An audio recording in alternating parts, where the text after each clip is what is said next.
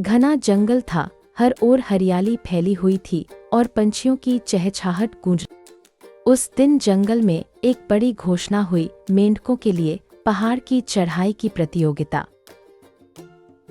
घोषणा सुनते ही चारों तरफ उत्साह की लहर दौड़ गई। हर कोने से मेंढक जमा होने लगे, अपने अपने ढंग से तैयारियां कर रहे थे। भीड़ में एक छोटा सा मेंढक भी था, शांत, अलग, लेकिन आंखों में एक अलग चमक लिए हुए। कोई नहीं जानता था कि वह बहरा है, उसे सुनाई ही नहीं देता था। प्रतियोगिता शुरू होने का समय आया, सब मेंढक लाइन में खड़े हो गए। घोषक बोला, तैयार हो जाओ, चढ़ाई शुरू होती है। जैसे ही सीटी बजी, सभी मेंढक उछल पड़े पहाड़ की ओर।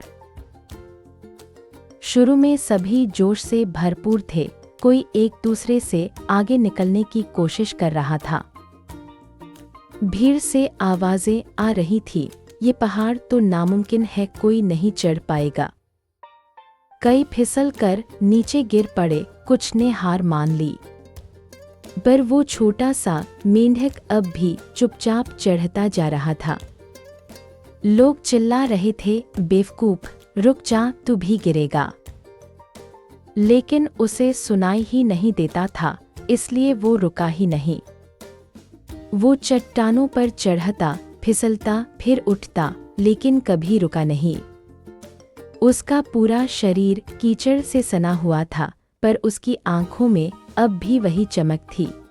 एक समय ऐसा आया जब बाकी सब मेंढक रुक चुके थे। किसी ने कहा, ये पागल है, इसे कोई सुनाई नहीं देता क्या? पर किसी ने नहीं सोचा कि वही उसकी सबसे बड़ी ताकत थी।